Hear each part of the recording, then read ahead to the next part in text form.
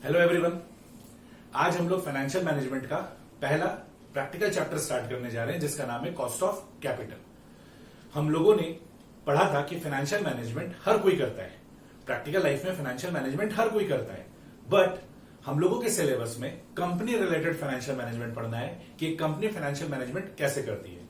हम लोगों ने सरल शब्दों में पढ़ा था कि फाइनेंशियल मैनेजमेंट का मतलब होता है मनी रिलेटेड डिसीजन मेकिंग, है कि नहीं। Financial management is all about management of acquisition of fund and its utilisation of fund, कि पैसा कैसे आए और फिर पैसे का सही इस्तेमाल कैसे हो। तो एज ऑल वी नो कि कंपनी पैसा कैसे लाती है, by issuing equity share, preference share, debenture, bond. इस तरीके से कंपनी क्या करती है, पब्लिक से पैसा उठाती है एंड फिर उसका सही इस्तेमाल करती है। तो अगर कंपनी पब्लिक से पैसा उठाती है in the name of equity share, preference share, debenture, bond, तो इसके बदले कंपनी को कीमत चुकाना पड़ता है। फॉर शेयर्स कंपनी को डिविडेंड देना पड़ता है, डिवेंचर के लिए कंपनी को इंटरेस्ट देना पड़ता है, तो कंपनी तो उसके बदले कुछ ना कुछ कीमत चुकाती है। तो we have to learn cost of capital. तो आइए देखिए, हमने आपके लिए बोर्ड्स में नोट्स का हमने आपके लिए बोर्ड में पूरा का पूरा नोट्स बना डाला है, आपको इसको कॉपी करना है। देखो हमने क्या लिखा है, we have to learn to compute cost of various source of capital. ठीक है, हम लोगों को क्या सीखना है, cost of various source of capital calculate करना सीखना है। और कॉस्ट ऑफ वेरियस कैपिटल क्या क्या होता है, हम लोगों को कॉस्ट ऑफ डेब्ट सीखना है, कॉस्ट ऑफ प्रेफरेंस शेयर सीखना है, कॉस्ट ऑफ इक्विटी शेयर सीखना है और कॉस्ट ऑफ रिटेन्ड अर्निंग सीखना है। रिटेन्ड अर्निंग का मतलब होता है सेविंग्स। अगर मान लो कंपनी नया है तब तो वो पब्लिक से पैसा उठा रही है in the form of equity share, preference share, debenture. लेकिन अगर कंपनी पुरानी होगी तो उसके पास सेविंग्स होगा, है ना। और वो जो सेविंग्स का क्या कॉस्ट आता है वो भी हम लोगों को असरटेन करना सीखना है। तो हम लोग को इस चैप्टर में क्या सीखना है, डिफरेंट डिफरेंट जो सोर्सेज ऑफ कैपिटल होता है उसका कॉस्ट निकालना सीखना है।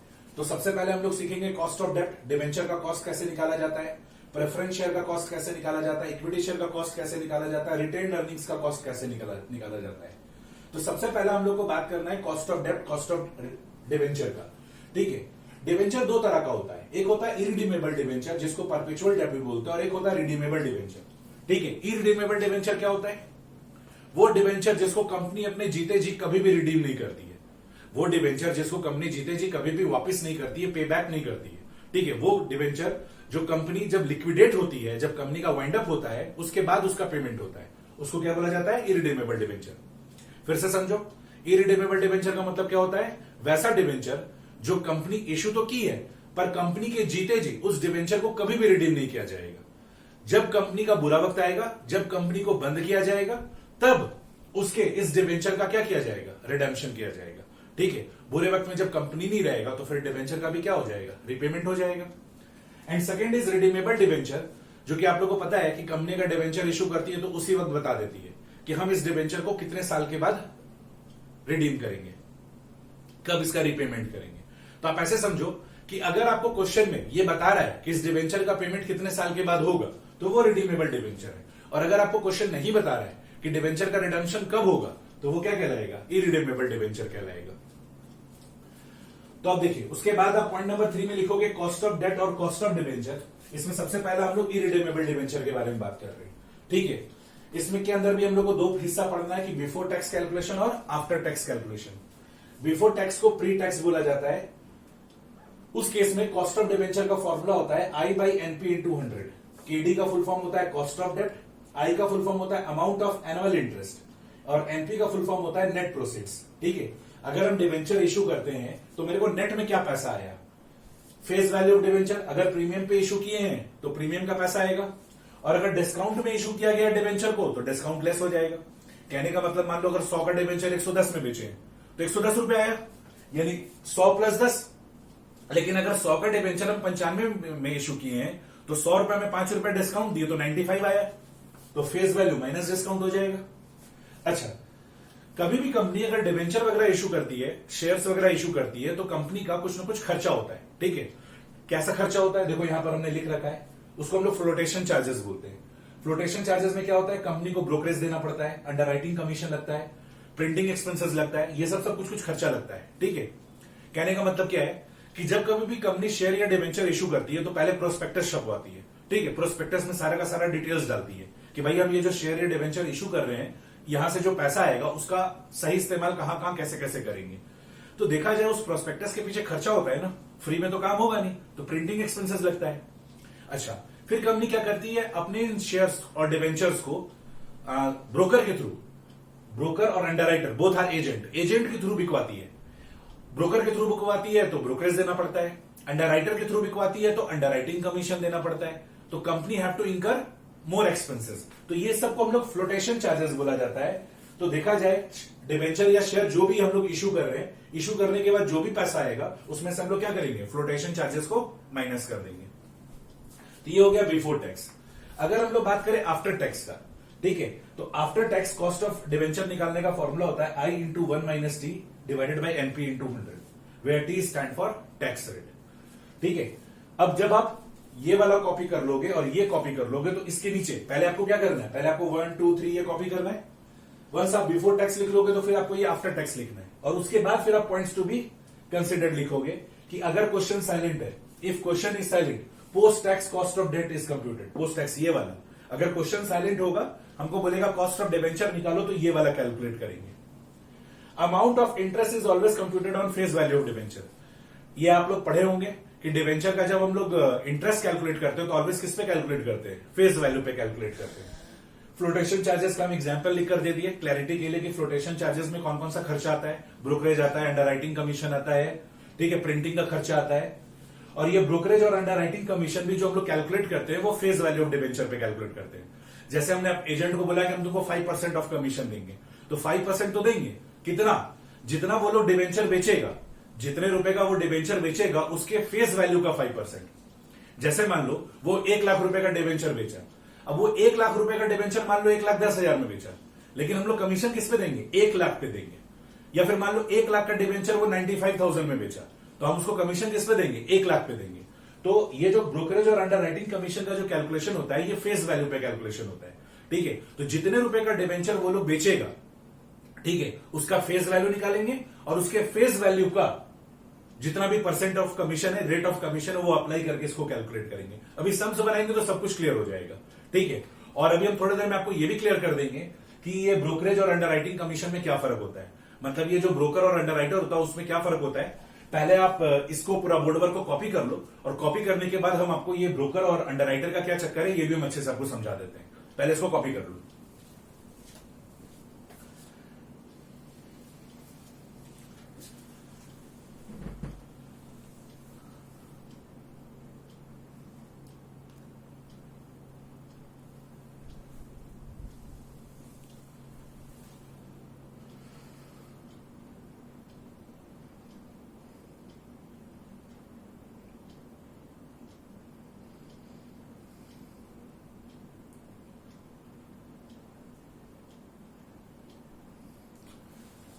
सबसे पहले पॉइंट नंबर 1 2 3 लिखोगे, 3 का ए लिखोगे, फिर 3 का ए में बिफोर टैक्स कैलकुलेशन लिखोगे, आफ्टर टैक्स कैलकुलेशन लिखोगे, उसके बाद पॉइंट्स टू बी कंसिडर्ड लिखोगे।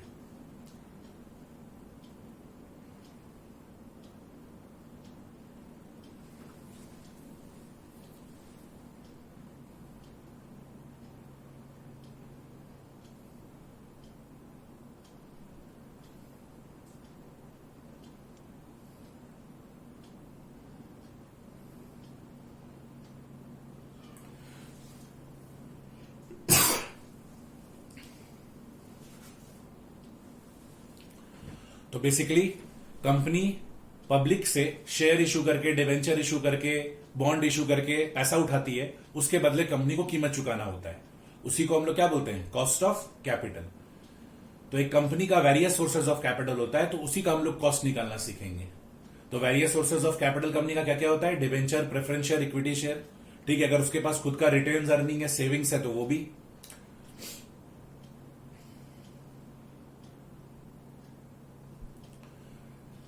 अब डिवेंचर का जब कॉस्ट निकालेंगे तो यहां पर 2 तरह का डिवेंचर होता है। एक डिवेंचर होता है जो कंपनी अपने जीते जी कभी रिपेमेंट नहीं करती है, ये वो डिवेंचर है जो कंपनी का बुरा वक्त आता है, जब कंपनी को बंद किया जाता है तब उसका रिपेमेंट करती है। तो अगर कंपनी डिवेंचर अपने लाइफ टाइम होल्ड करके रखी हुई है तो उसके बदले तो इंटरेस्ट चुकाना पड़ेगा ना, यानी कंपनी कीमत चुकाते रहेगी। और रिडीमेबल डिवेंचर क्या होता है, कंपनी इशू करते वक्त ही बता देती है किस डिवेंचर को हम 10 साल के लिए इशू कर रहे हैं, ये डिवेंचर हम 20 साल के लिए इशू कर रहे हैं, उसके बाद इसका रिपेमेंट कर देंगे। तो दैट इज रिडीमेबल डेट।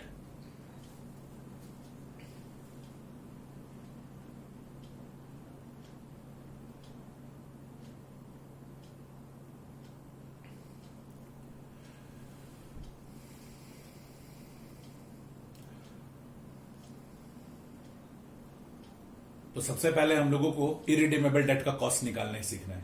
तो क्वेश्चन में हमसे पूछता है कि बिफोर टैक्स कैलकुलेशन निकालिए और आफ्टर टैक्स कैलकुलेशन निकालिए। तो we are having formula. Before tax अगर निकालने के लिए बोलेगा तो बिफोर टैक्स को टेक्निकली प्री टैक्स बोला जाता है। तो हम लोग कॉस्ट ऑफ डिबेंचर को का एक स्टैंडर्ड नोटेशन होता है केडी, के डी लटका के। तो KD is equal to I divided by NP into 100। तो केडी मतलब cost of debt, K D लटका के। I stand for amount of annual interest, जो हम लोग साल भर में इंटरेस्ट पे कर रहे हैं। एनपी नेट प्रोसीड्स, ठीक है, कि डिबेंचर इशू करने के बाद नेट प्रोसीड्स क्या आया। तो डिबेंचर जो फेस वैल्यू का होता है, अगर प्रीमियम पे इशू करेंगे तो वो प्रीमियम का पैसा आएगा, अगर डिस्काउंट पे इशू करेंगे तो फेस वैल्यू में डिस्काउंट माइनस करके पैसा आएगा।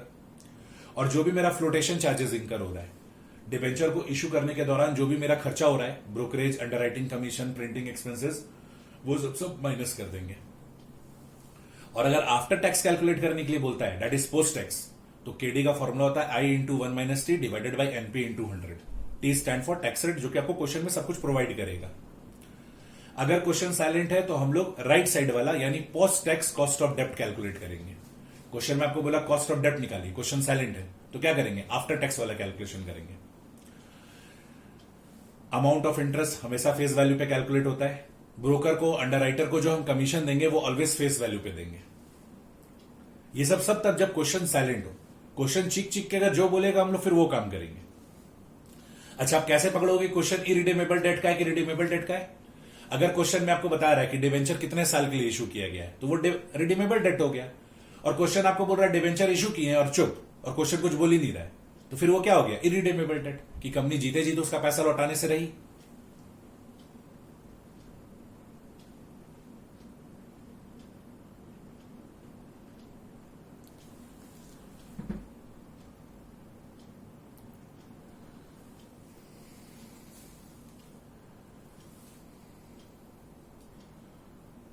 हमने आपको नोट्स दिया है, उस नोट्स में इस चैप्टर से रिलेटेड सारा क्वेश्चन दिया हुआ है।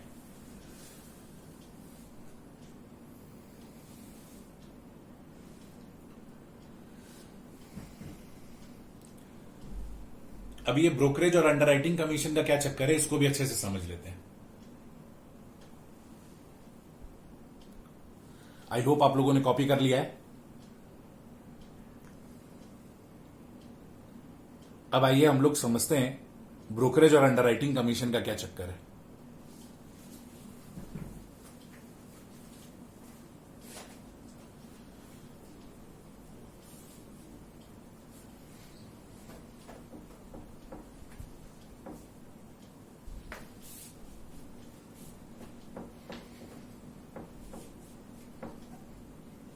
देखो,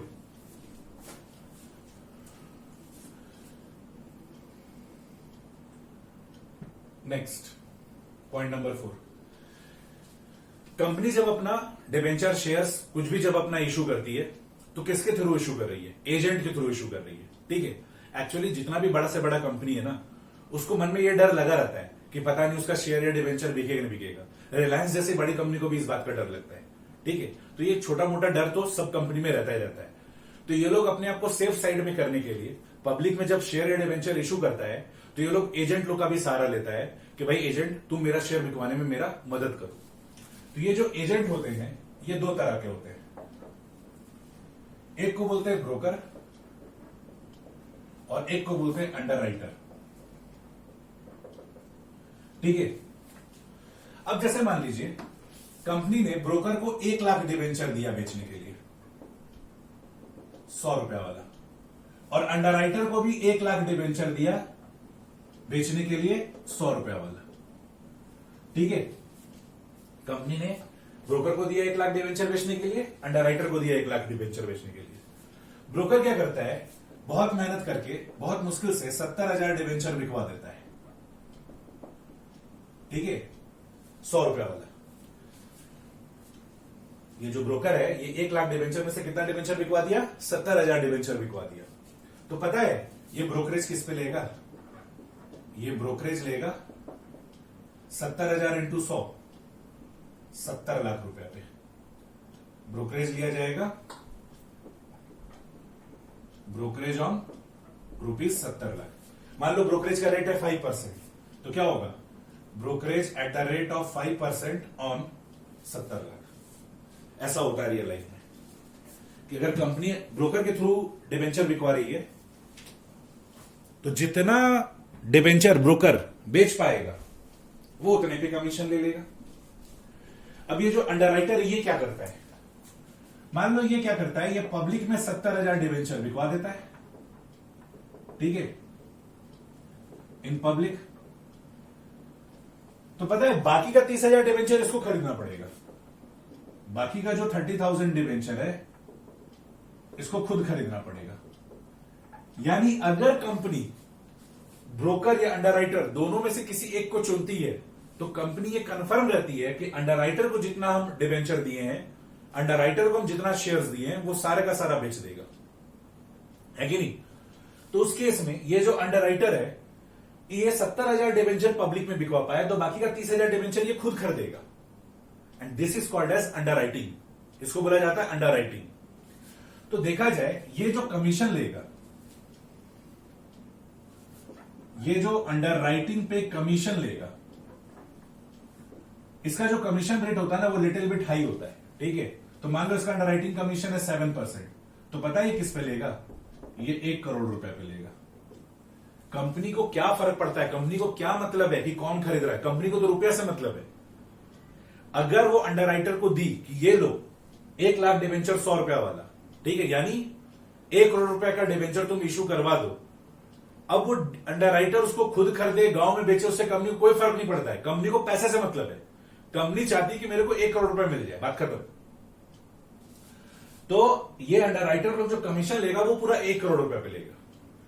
बट द थिंग इज कि ब्रोकर के केस में क्या हो रहा है, जितना वो डिबेंचर बिकवा पाएगा वो उतने पे कमीशन लेगा। तो ब्रोकर जो कमीशन लेता है उसको ब्रोकरेज बोलते हैं, और अंडरराइटर अपने अंडरराइटिंग पे जो कमीशन लेता है उसको अंडरराइटिंग कमीशन बोलते हैं।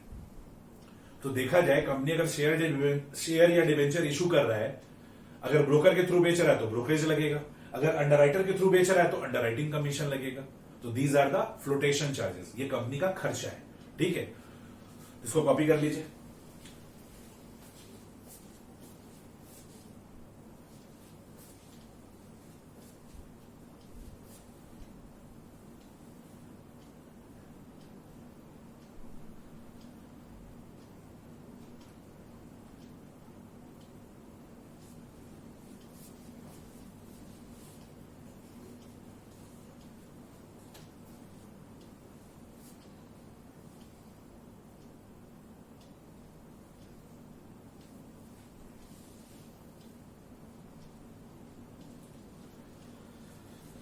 चलिए नोट्स रेफर करिए, ये नोट्स का क्वेश्चन नंबर हम लोग 1 बनाते हैं।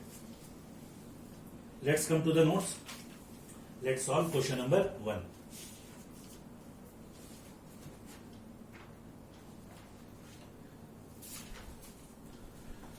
देखिए क्वेश्चन नंबर 1 क्या दिया हुआ है।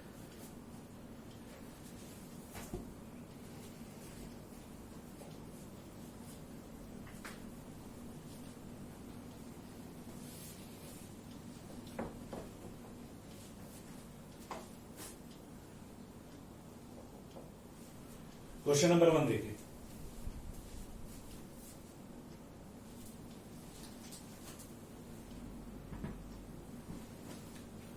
X limited has 10% irredeemable debenture. यहां तो क्वेश्चन खुद चिक चिक के बोल रहा है irredeemable debenture of rupees 1 lakh. 1 lakh रुपए का डिबेंचर इशू किया है, par value of debenture is 100 रुपया। क्वेश्चन साइलेंट रहता तो ऐसे भी मानते कि एक डिबेंचर 100 रुपए का है, यानी नंबर ऑफ डिबेंचर 1000 है। Find out the cost of capital if debenture are issued at par. अगर डिबेंचर पार पे इशू हुआ है तो आप बिफोर टैक्स और after tax cost of debenture बताइए, कॉस्ट ऑफ कैपिटल बताइए, ठीक है। और अगर टैक्स रेट कितना है 50% है। तो आइए सॉल्व करते हैं। सबसे पहले कैप्शन दे देंगे बिफोर टैक्स, है ना, और उसके बाद फॉर्मूला लिखिए। क्या फॉर्मूला था, KD is equal to I by MP into 100, where KD is equal to cost of debt, KD is equal to cost of debt, यही तो निकालना है। I is equal to annual amount of interest। और ये किस पे calculate होता है? फेस वैल्यू पे। तो डिवेंचर का फेस वैल्यू कितना था? 1 लाख रुपया था, 10% रेट था। तो 1 लाख का 10% 10,000 रुपया है कि नहीं? Next NP, that is net proceeds. अब क्वेश्चन तो कह रहा है कि पार पे इशू हुआ है, यानी जो फेस वैल्यू है 1 लाख रुपया, वही क्या है? नेट प्रोसीड्स है। ना ही प्रीमियम है, ना ही डिस्काउंट है, ना ही फ्लोटेशन चार्जेस है। तो therefore KD is equal to, अब सारा वैल्यू पुट कर दीजिए, 10,000 divided by 1 lakh into 100 is equal to 10%।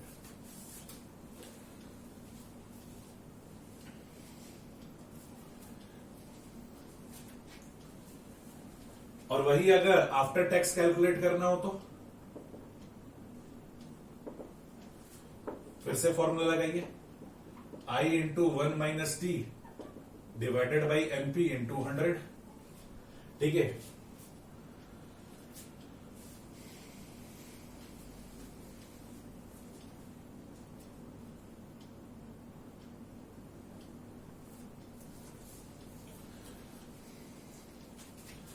फिर से लिखिए सारा कुछ, where KD is equal to cost of debt, I is equal to annual amount of interest,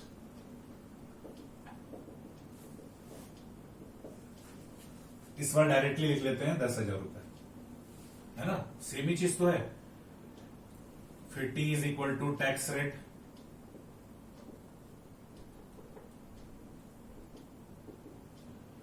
that is 50%, that is 0.50, और NP stand for net proceeds and that is what? 1 lakh रुपए।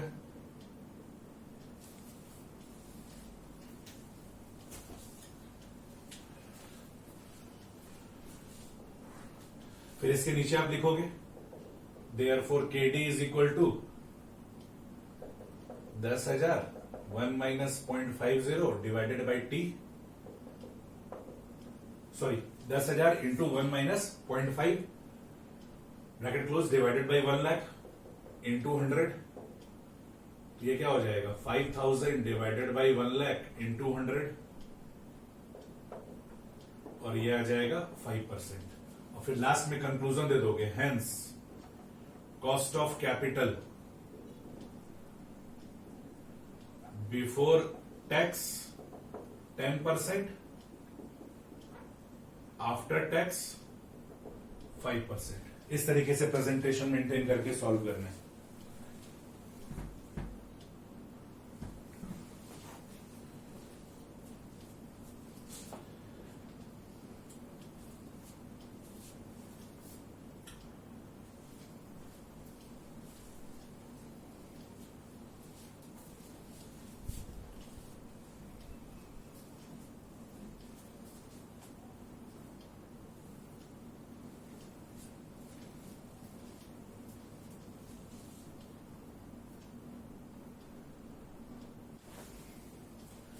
Next, come to question number 2. Z company issues 10,000 irredeemable debenture of 10 each at 15%. Find the value of debenture at a discount of 10%. तो देखो यहां पर भी question चिक के बोल रहा है कि इरिडेमेबल डिबेंचर है। ये जो 10,000 डिबेंचर है, 10 रुपए इसका फेस वैल्यू है, यानी 1 लाख रुपया फेस वैल्यू का डिबेंचर 10% डिस्काउंट पे इशू कर रहे हैं। ठीक है, और ये जो डिबेंचर है ये 15% रेट ऑफ इंटरेस्ट वाला डिबेंचर है। तो आपको वैल्यू ऑफ डिबेंचर निकालना है बिफोर टैक्स और आफ्टर टैक्स, और अगर टैक्स का रेट 50% दिया हुआ है। तो जैसे अभी क्वेश्चन नंबर 1 सॉल्व किए थे वैसे इसको सॉल्व करना है। Point number A, before tax KD is equal to I divided by NP into 100, where KD is equal to cost of debt, I is equal to annual amount of interest। अब ये तो question आपको बोल ही रहा है 10,000 debenture 10 रुपए वाला है, इसी का 15% यानी 1 लाख रुपए का 15% यानी कितना? 15,000 रुपए। 1 लाख का 15% कितना होगा? 15,000 रुपए।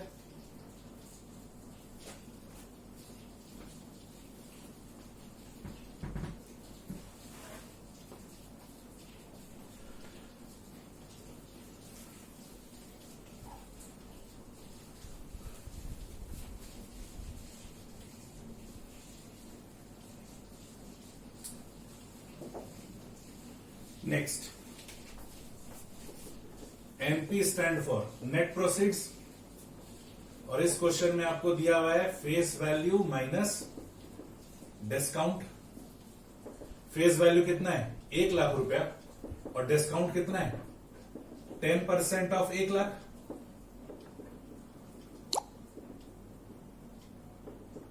यानी नेट में हमने कितना रिसीव किया है? 90,000।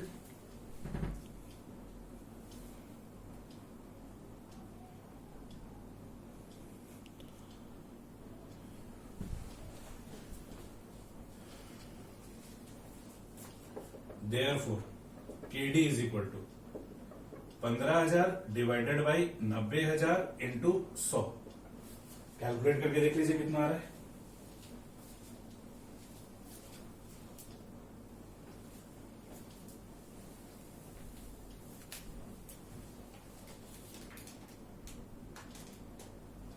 %16.67 16.67% आएगा।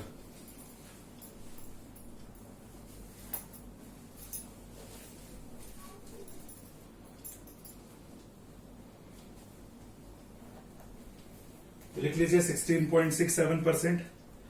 इसी तरीके से आफ्टर टैक्स कैलकुलेट कर लीजिए।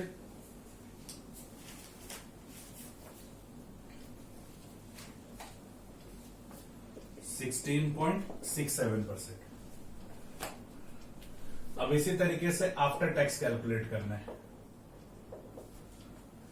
तो फॉर्मूला क्या हो जाएगा? KD into I into 1 minus T divided by NP into 100।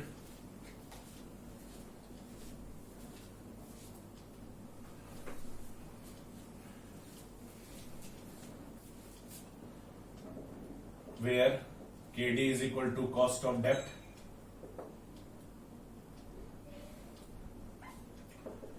I is equal to annual amount of interest,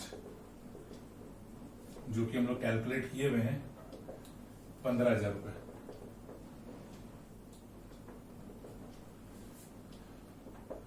T is equal to tax rate 50% है। NP is equal to net proceeds, और ये भी calculate किया हुआ है 90,000।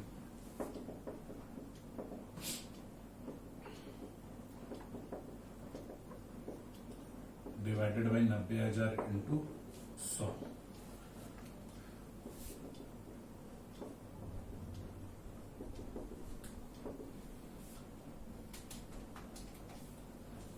%8.33%।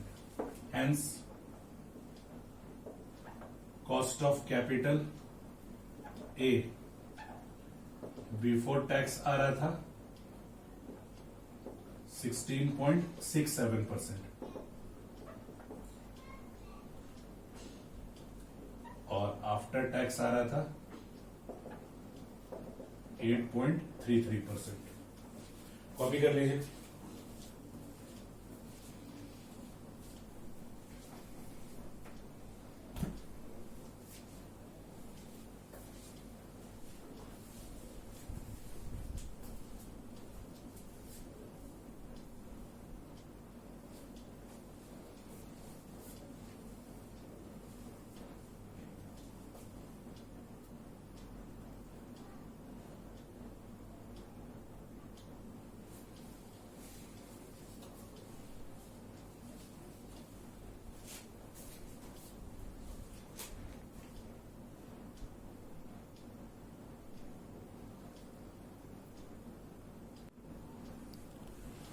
Come to question number 3.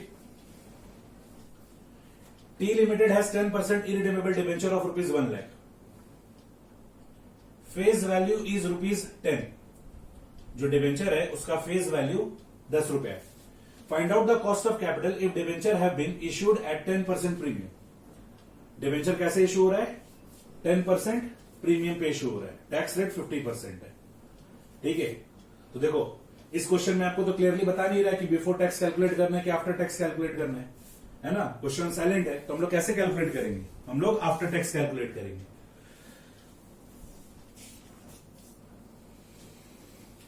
Question silent हो तो after tax calculate किया जाता है, पर चूंकि समझने के लिए आइए हम लोग दोनों तरीके से सॉल्व कर लेते हैं, है ना। क्वेश्चन साइलेंट रहता है तो आफ्टर टैक्स कैलकुलेट करते हैं। तो देखो फॉर्मेट तो यही होगा, ठीक है। KD is equal to cost of debt, यहां पर annual amount of interest change हो जाएगा, नेट प्रोसीड्स का जो फॉर्मूला होगा वो चेंज हो जाएगा, फॉर्मेट तो यही रहेगा ना।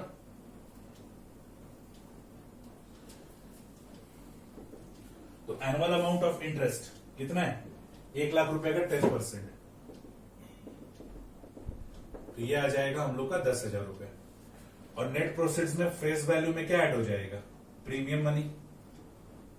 तो 1 लाख रुपए का डिवेंचर है, कितना परसेंट प्रीमियम पे इशू कर रहे हैं, 10% प्रीमियम पे, 1 लाख का 10% ऐड हो जाएगा, तो नेट प्रोसीड्स आएगा 1,10,000। अब ये क्या हो जाएगा, 10,000 divided by 1,10,000 into 100, 10,000 divided by 1,10,000 into 100,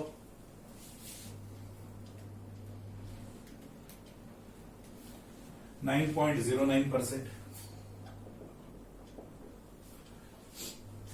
ठीक है, ये तो बस आपकी नॉलेज के लिए सॉल्व करवा दिए बिफोर टैक्स। क्वेश्चन साइलेंट रहेगा तो आफ्टर टैक्स कैलकुलेट करेंगे।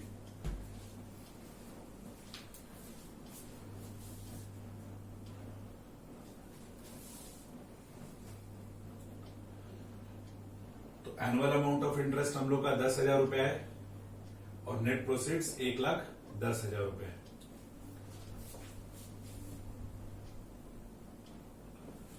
तो ये कितना आ जाएगा, 10,000 1 माइनस 0.50 डिवाइडेड बाई 1,10,000 इंटू 100,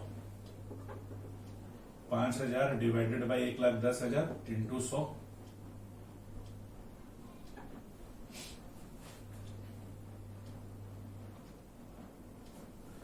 तो कैलकुलेट कर लेते। 5,000 डिवाइडेड बाई 1,10,000 इंटू 100, 4.55%।